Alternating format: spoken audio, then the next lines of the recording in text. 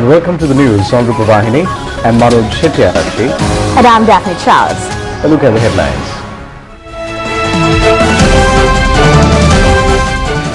Sri Lankan and Jordanian heads of state agreed to work in close collaboration in several spheres. The Met Department says the bad weather condition in several areas in the northeast is still persisting. Sri Lanka's beauty parlours are to be regularized in a streamlined manner. Demand in foreign countries for local king coconuts has increased. Election in Bangladesh records a low voter turnout amidst an opposition boycott.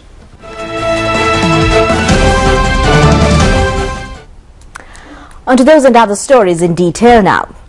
The Sri Lankan and Jordanian heads of states have agreed to work in collaboration on several spheres, including defence, trade and economic fields.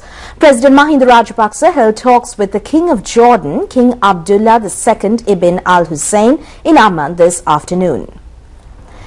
Diplomatic relations between Sri Lanka and Jordan began in 1965. The Sri Lanka Residential Mission in Amman was opened in 1996. Sri Lanka is the largest tea supplier for Jordan. 80% of the total value of products exported to Jordan by Sri Lanka consists of Ceylon tea. President Rajapaksa has made a request from King Abdullah to consider a duty concession for the tea that Jordan imports from Sri Lanka. King Abdullah briefed the Sri Lankan president and his delegation on the open-source software-supported telemedicine project that Jordan is launching. Noting that Sri Lanka too could benefit from similar strategies, King Abdullah invited the Sri Lankan delegation to visit the project in Jordan. The two leaders strongly agreed to collaborate on multilateral issues, and President Rajapaksa invited King Abdullah to visit Sri Lanka, which he said he looks forward to doing in the future. The two leaders focused attention on economic cooperation agreements signed between the two countries in 2007. Foreign Minister Professor G.L. Peris, monitoring MP of the Foreign Ministry Sajjan Divas Gunawardena, parliamentarians Kamala Ranatunga, Roshan Ranasinghe, Presidential Secretary Lalit Veeratunga and the Sri Lankan Ambassador in Jordan Gamini Rajapaksa attended bilateral discussions.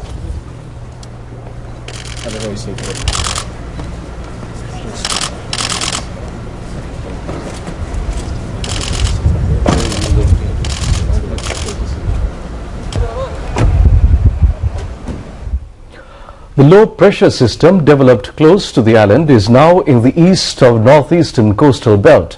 The Met Department warns that bad weather condition in sea and coastal areas from Mannar to Trincomalee via Kankasantare is still persisting.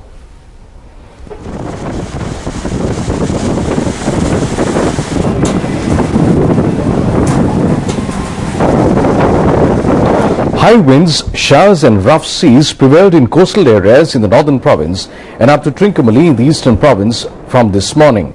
The low-pressure system is expected to move across or close to the Jaffna Peninsula in close proximity to the Bay of Mannar tonight. Therefore, the Met Department predicts that high winds packing with a speed of 100 km per hour could be expected in sea areas from Mannar to northern province and up to Trincomalee in the eastern province. 100 millimeters of rain could also be expected. Sea areas will be rough and dangerous. The situation prevails in land areas in close proximity to the coastal belt from Mannar to Trincomalee via Kankasantare.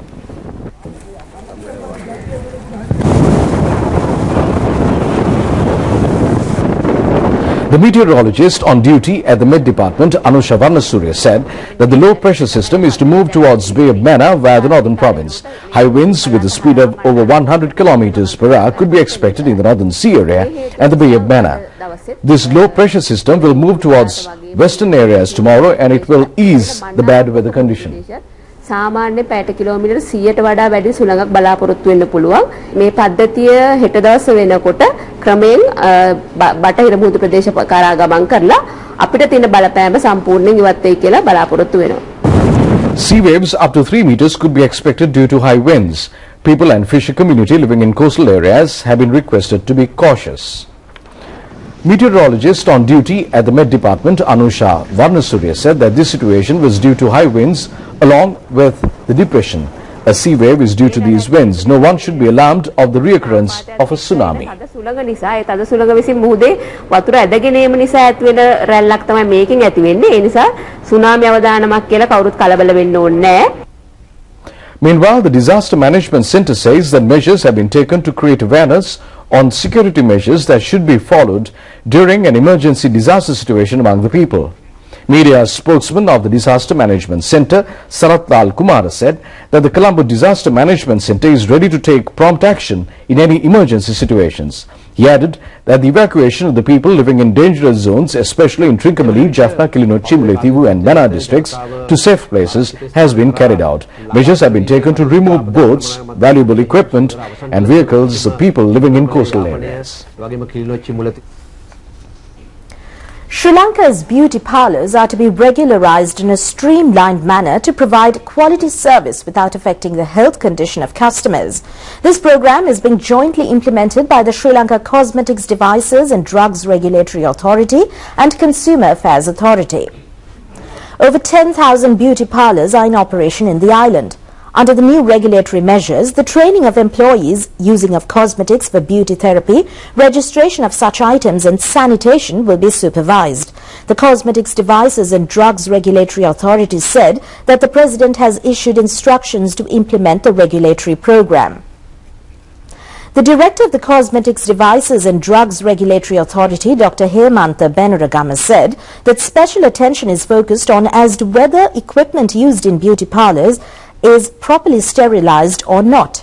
He added that using equipment without sterilizing it properly will lead to infection of diseases like HIV, AIDS, hepatitis B or C. Such diseases could spread by even a small cut from a blade or any other equipment. Workers of beauty parlours should be cautious on hygienic practices such as sanitation facilities as well as towels and cloths used for beauty therapy. The assembling of parts of the eternal flame oil lamp and the brass bell airlifted to the Sripada Malua is now underway. The work began at the Sripada at an auspicious time this morning under the patronage of the Chief in Charge of the Sripada Temple, the Venerable Talgaskande Vajiranayaka Thera.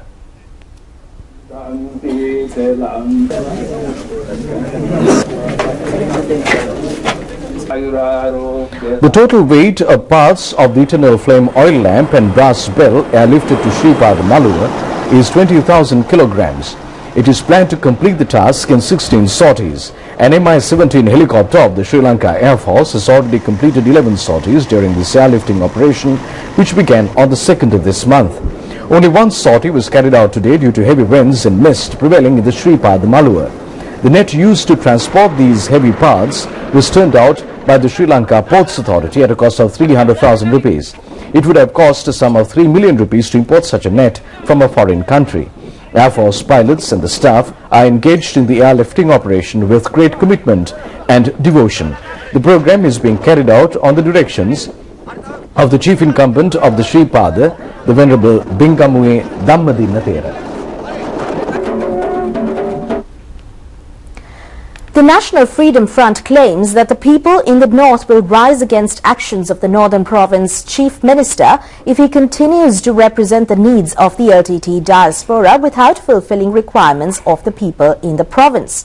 The task of the Chief Minister is to prevent the recurrence of brutal terrorism without taking action on behalf of the LTTE.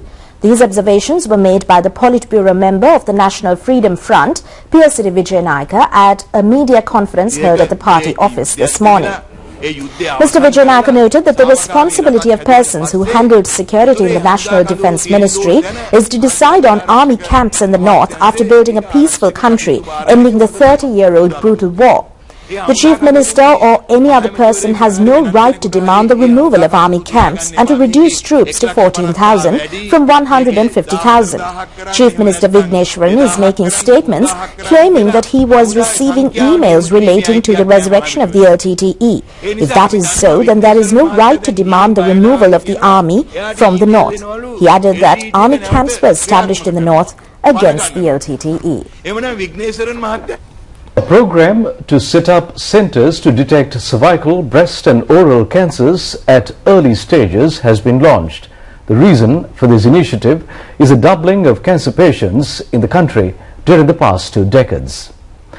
The number of cancer patients reported in the island per year was between 5,000 to 6,000 20 years ago. But the Health Ministry says that over 15,000 patients are being added to the cancer patient list annually at present. 65.3% of deaths were due to non-communicable diseases, with 29.6% being cardiovascular diseases and 9.4% cancer. The government is spending over 40 billion rupees annually to treat such patients. Over 50% of cancer patients are women. Majority of them suffer from breast and cervical cancers. There are facilities to detect such cancers at an early stage. The Rotary Club has agreed to provide necessary financial provisions and modern equipment free of charge to set up these centers. All services will be provided under one roof free of charge. Health Minister Maithripala Sirisena has directed the Director of the National Anti-Cancer Program, Specialist Dr. Neelamani Paranagama, to prepare and submit a project report relating to this matter. Foreign demand for Sri Lanka's king coconut is on the increase due to the high-quality standard adopted in king coconut export. This was revealed by the Coconut Research Institute.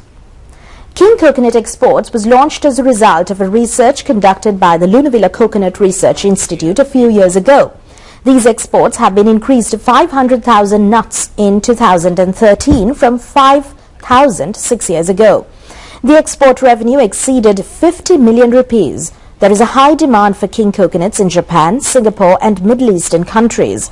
A quality standard certificate will be issued under the supervision of Coconut Research Institute for private king coconut exporters. The Coconut Research Institute has launched a special king coconut hybrid program suitable for Sri Lanka to harness a harvest of king coconuts with a quality taste and color for the export market. The director of the Lunavilla Coconut Research Institute, Dr. Jayantha Gunathilaka, said that it is important to produce hybrid king coconuts identical to Sri Lanka.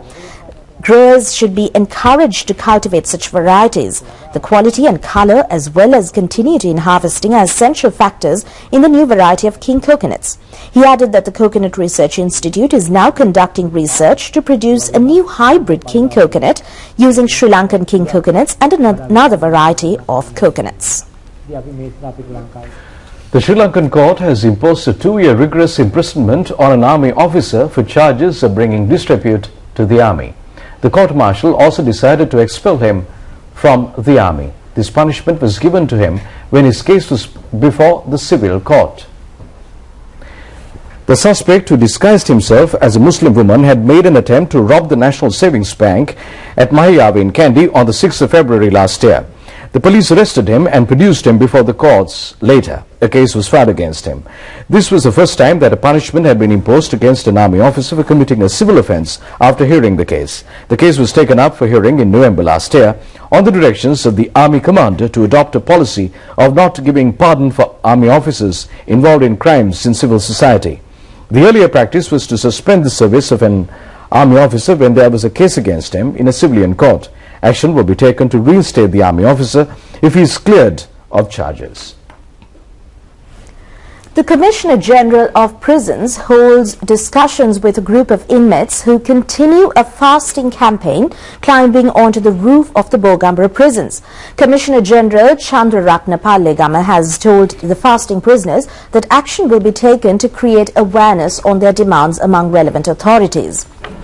A group of prisoners under capital punishment and life imprisonment started a fasting campaign climbing onto the roof of the Bogambara prison last Friday, demanding the authorities to ease their punishment. 3 of them had called off the fast willingly yesterday. The Commissioner General appealed to inmates who are continuing their fast to return to their prison wards as the authorities were considering their demands. A committee has been appointed to prepare a proper program on actions that would be taken against prisoners who are under capital punishment and life imprisonment. Mr. Chandraratna Pallegama said that the committee will submit their recommendations soon. The Sri Lanka Freedom Party extends condolences on the death of senior activist of left politics in Sri Lanka, Tudor Dayaratne. The message of condolence of the party has been issued under the signature of the SLFP General Secretary, Minister Maithripala Sirisena. The late Tudor Dayaratne entered parliament through his long-term politics in village councils, urban councils and provincial councils. He came forward with the progressive leftist political stream of the Sri Lanka Freedom Party. The late Prime Minister Sirimao Bandaranaike was instrumental in appointing Mr. Daratna to the post of SLFP organizer of the Bandaragam electorate. He also served as a Deputy Education Minister for a considerable period. He held the post of Deputy Secretary of Sri Lanka Freedom Party. Issuing a message of condolence, the SLFP says that Mr. Daratna was a politician of rare quality who valued the party leadership and dignity. There have been violent clashes between opposition activists and police during Bangladesh's general election amid a boycott by the opposition. At least 11 people were killed during today's polling. Dozens have died in the run-up to the election. Scores of polling stations have been torched. The opposition has boycotted the vote and called a two-day strike over what it termed a scandalous farce. Results are expected to come in during the early hours of next morning. However, Prime Minister Sheikh Hasina's Awami League is assured of victory, with government candidates already declared victors by default in many seats. She had rejected opposition demands for her to step down and set up a neutral government to oversee the poll. And to end the news, this summary. Sri Lankan and Jordanian heads of state agree to work in close collaboration in several spheres. The Met Department says the bad weather condition in several areas in the northeast is still persisting. Sri Lanka's beauty parlours are to be regularized in a streamlined manner. Demand in foreign countries for local king coconuts has increased. Election in Bangladesh records a low voter turnout amidst an opposition boycott.